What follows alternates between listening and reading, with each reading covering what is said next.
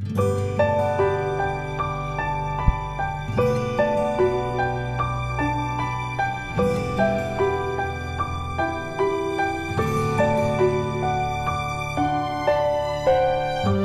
Everyone, welcome to Rachna paradise.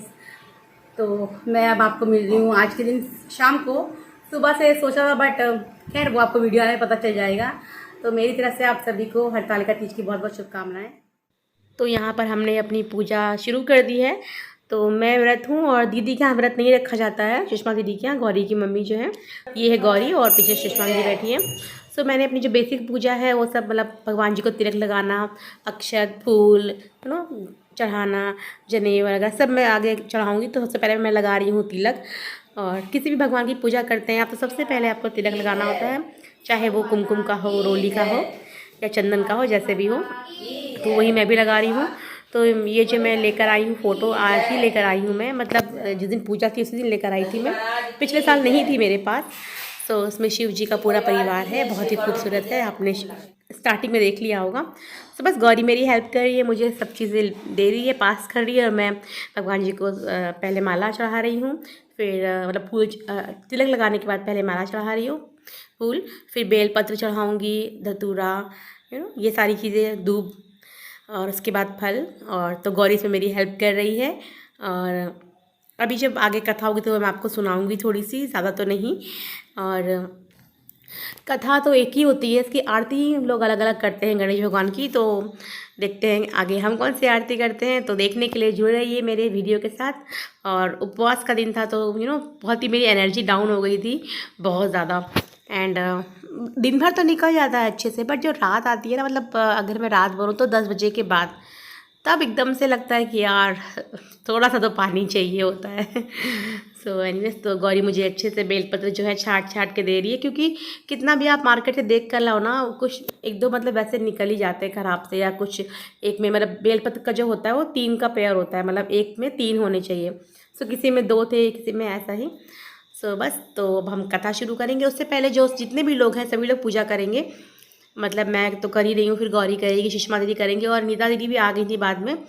Actually उनकी भी health ठीक नहीं थी, बट ये पूजा साल में एक ही बार आती है।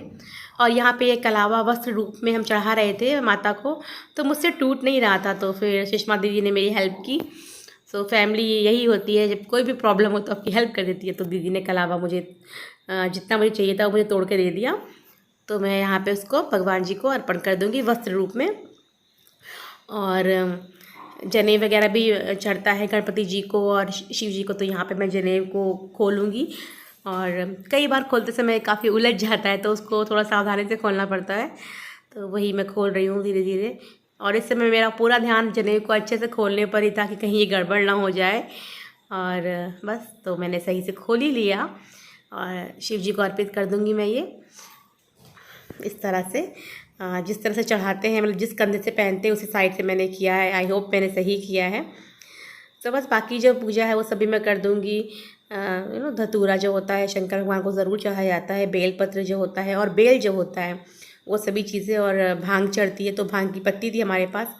और दक्षिणा, कोई भी पूजा हो तो दक्षिणा तो ज़रूरी है।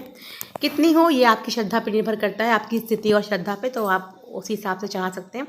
और फिर गौरी ने मुझे फल दिया है। और यहाँ पे हमने चढ़ाया है केला, अनार, सेब और नारियल। नारियल फल तो ज़रूरी है सबसे ज़्यादा पूजा में, तो वही मैं सब चढ़ा रही हूँ। और पहले जब मैं हैदराबाद में थी ना, तो अकेले पूजा करती थी ये, तो इस तरह से नहीं कर पाती थी मैं, सच बताऊँ तो। और यहाँ पे आई हूँ जब से, ये दूसरा साल है, तो दीदी आ जाती हैं तो काफ़ी अच्छे से हो जाती है। बट मेरे मायके में तो पहले बहुत ज़्यादा आई कैन से लैविश तरीके से होती थी। तो अब देख सकते हैं आप क्लिप में कि मैं दिया जला रही हूँ और गौरी अपनी पूजा कर रही है। तो अगर आप परिवार में ऐसे पूजा करते हैं तो बच्चों को भी यही सब आदत पड़ जाती है। तो गौरी भी बेलपत्र, जितनी भी सारी चीज़ें हैं फूल, वो सब चढ़ा रही है। हेलो एवरीवन, तो हमारी पूजा शुरू हो चुकी है, और कथा करने बाकी है, काफ़ी लोग पूजा करेंगे, फिर हम कथा करेंगे। और भगवान जी पे अपना आशीर्वाद बनाए रखें, पूजा कर लेती, फिर तो यहाँ पे अब सुषमा दीदी पूजा करना शुरू कर दी हैं। उन्होंने भगवान को तिलक लगा दिया है, उसके बाद चढ़ाएंगी वो फूल, फिर चढ़ाएंगी फल और बेल, धतूरा, दूब, भांग, जो सब चीज़ें होती हैं वो सब चढ़ाएंगी वो। और अच्छे से अपनी पूजा कर लेंगी। और इसके बाद ये हमने दिया जलाया है, क्योंकि जो दिया जला के रखते हैं ना ये वो है, ये आरती नहीं है, शायद कुछ लोग कंफ्यूज हो जाएं, तो इसलिए मैं बता रही हूँ। बस दिया जला के जो रखते हैं कि ये वो दिया है। अब इसके बाद नीता दी भी पूजा कर रही हैं, तो नीता जी पूजा कर लेंगी, उसके बाद हम कथा शुरू करेंगे। तो चलिए कथा सुन लेते हैं हम लोग।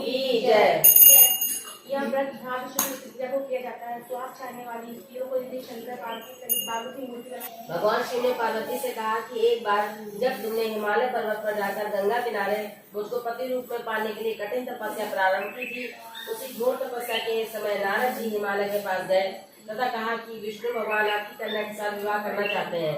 हरत प्लस आलिका अर्थात हरतालिका पड़ गया।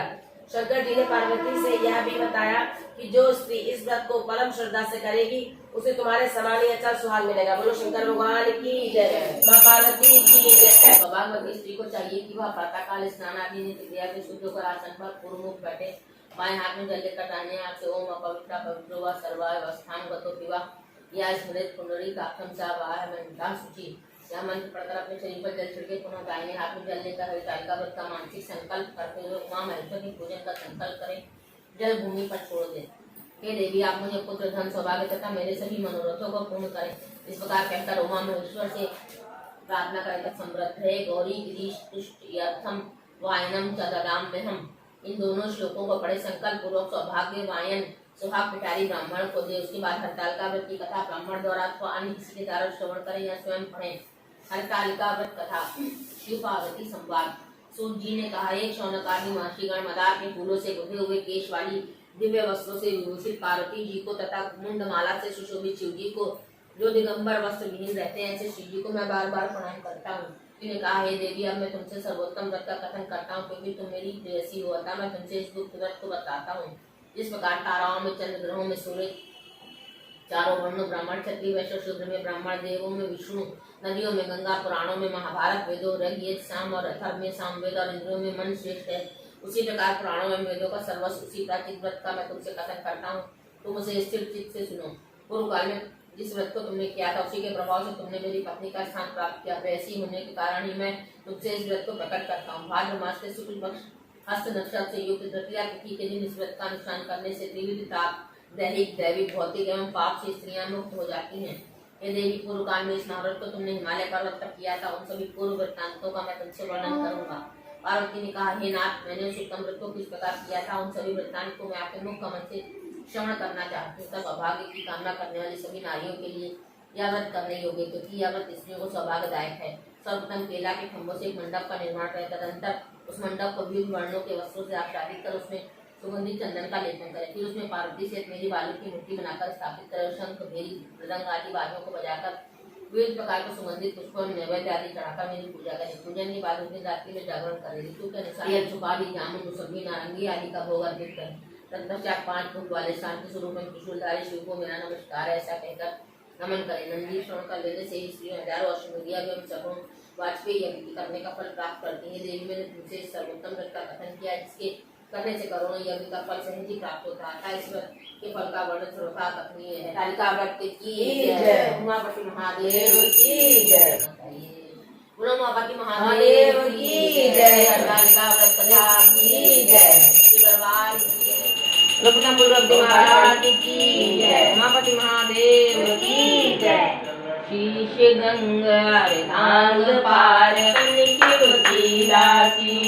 शीतल मंद सुगंध पवन में जहाँ बैठे शिव अविनाशी। कर कोयल शब्द सुनावत सुंदर अमर करत है गुंजासी।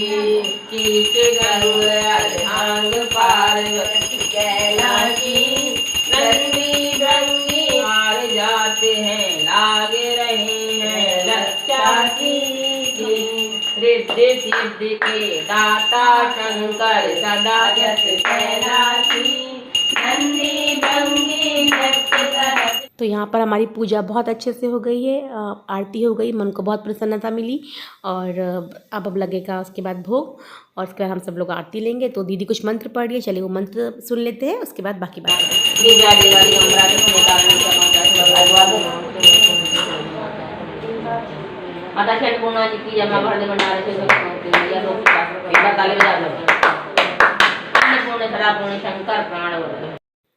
तो भोग भी लग चुका है। तो जो अभी शाम को ना हमारे यहाँ कैसा है, जो फल रहते हैं उनका ही भोग लगाया जाता है और सुबह में फिर पार्वती माता को मिठाई और जो सिंघाड़े का आटे का हलवा बनाते हैं उसका भोग लगाया जाता है।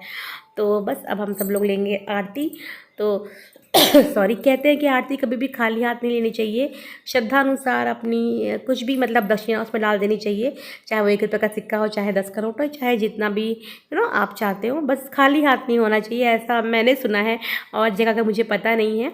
तो सब लोग आरती ले लेंगे और भगवान के चरणों में अपना मस्तक झुका लेंगे और दंडवत प्रणाम करेंगे उनको। और अच्छा लगा पूजा, जब आप दिन भर उपवास रहते हो तो शाम को जब पूजा करते हो तो एक पूर्णता का एहसास होता है, लगता है कि हाँ कुछ मतलब जो था आपका जो आपका था निश्चय था वो पूरा हो गया है। सो इसी तरह से सब लोग आरती ले लेंगे, जितने लोग यहाँ पे हैं और जो बाहर है उनको भी आरती दे दी जाएगी। अब इसके बाद हमारे यहाँ होता है ये जो पोथी है ना, मतलब जो कथा की किताब है, इसकी पूजा होती है। मुझे नहीं पता कि और जगह पे होती है या नहीं होती है, बट हमारे यहाँ होती है, मतलब मेरे मायके में होती है। तो पूजा इन द सेंस कि पहले इस पर जल छिड़केंगे, जितने लोग हैं सब बारी बारी से करेंगे, कन्या को छोड़ के, शायद कन्या भी करती है, मुझे इतना याद नहीं है। तो पहले मैंने जल छिड़का, फिर टीका अक्षत लगाया, पुष्प रखे और फिर दक्षिणा चढ़ा के उनका आशीर्वाद ले लूँगी मैं, क्योंकि ये इसके ज़रिए ही भगवान से भगवान की पूजा कर पाते हैं। तो शायद यही रीज़न होगा, बचपन से देखती आई हूँ मैं, और तो मुझे इतना पता नहीं है इसके बारे में। बट जब आप देखते रहते हो कोई चीज़ काफ़ी सालों से तो आप भी उसके आदी हो जाते हो, तो वही है। तो यहाँ पे दक्षिणा भी चढ़ानी है, तो वही दीदी लेने गई थी मेरे लिए, क्योंकि मैं पर्स लेके बैठना भूल गई थी, तो दीदी ला के दे रही थी मुझे। तो बस, और काफ़ी अच्छा लगता है जब परिवार के साथ आप पूजा करो। कोई भी पूजा पाठ या त्यौहार हो ना, अकेले उतना अच्छा नहीं लगता है जितना लोगों के साथ, अपने लोगों के साथ लगता है। तो बस, और इसके बाद मैं पोथी का आशीर्वाद लेने के बाद मैं गौरी का आशीर्वाद ले रही हूँ, क्योंकि हमारे यहाँ कन्या देवी समान मानी जाती है। तो छोटी कन्या, छोटी बहन के पाँव छुए जाते हैं मेरे मायके में, तो बचपन से वही आदत पड़ी है। तो कन्या का आशीर्वाद लेना ज़रूरी है, देवी का रूप होती हैं वो। फिर दीदी भी लेगी आरती और पाँव छुएगी सबके, इसी तरह से पूजा सबकी हो जाएगी। और अब जब मैंने पूजा कर ली तो तब थोड़ा सा मुझे सुकून महसूस हुआ। अदरवाइज़ पूजा करने से पहले थोड़ा सा मेरा गला सूख रहा था, क्योंकि हेल्थ भी डाउन है और मुझे अभी ये काफ़ी सारे काम करने हैं जो काफ़ी क्रूशियल है, कह सकते हैं आप। सो वही है। तो बस अब गौरी कर रही है पोथी की पूजा। देखिए, उसने भी पहले जल छिड़का है, फिर वो टीका लगाएगी, पुष्प चढ़ाएगी, मतलब फूल चढ़ाएगी, इस तरह से। और मैंने भी ऐसे ही बचपन से सीखा था मम्मी और दीदी लोगों को देखते हुए।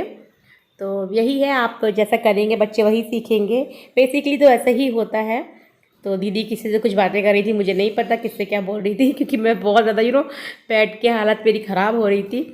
तो बस, अब इसके बाद हम करेंगे रात को 12 बजे की आरती, और उसके बाद सोना तो नहीं चाहिए, बट कुछ लोग सो जाते हैं, बाकी भजन कीर्तन करते हैं। तो हमने भी थोड़ा बहुत भजन कीर्तन किया, बट मैं उसको इसमें रिकॉर्ड नहीं कर पाई। सोचा था करूँगी, बट नहीं कर पाई। तो अब नीता दीदी भी आ गई हैं पोथी की, मतलब पूजा की किताब की पूजा करने। और गौरी, उसके बाद गौरी मुझसे बोलने लगी कि मैं आप लोगों से कुछ बातें करूं, आप लोगों से हाय हेलो करूं। तो वही मैं आप लोगों को हाय हेलो प्रणाम कर रही थी। तो चलिए अब मिलती हूं बाद में। ओम नमः शिवाय। पूजा हो गई है शाम की, अब हम 12 बजे की आरती करेंगे। इसके बाद थोड़ा सा आराम या जो भी कुछ है, इस व्रत में स्पेशली रात को सोया नहीं जाता है, तो उस समय आप भगवान का भजन कीर्तन कर सकते हैं, और वही हम भी करेंगे। और दीदी लोग आई हैं मेरी, एक सेकेंड ना ट्रेन आ गई है आपका। वेलकम बैक इसलिए क्योंकि रात के बाद मैं अब मॉर्निंग में आपसे बात कर रही हूँ, और मेरी मॉर्निंग की पूजा हो चुकी है, जो मॉर्निंग में करते हैं हम 4-4:30 तक उठकर। और बस मैंने अभी व्रत का पारण मतलब प्रसाद खा लिया है, और अनाज अभी नहीं खाया, तो पहले चाय पीऊँगी, उसके बाद कुछ खाऊँगी। तो ये व्लॉग मैं यहीं पर एंड करती हूँ। उम्मीद करती हूँ कि आपको मेरा ये वीडियो बहुत पसंद आया होगा, और नेक्स्ट व्लॉग भी बहुत धमाकेदार रहने वाला है, क्योंकि आ रहे हैं कौन, कमेंट भी लिखिए, बताइए कौन आने वाला है मेरे घर, जब मैं इतनी ज़्यादा एक्साइटेड हूँ। ठीक है, तो मिलती हूँ नेक्स्ट व्लॉग में।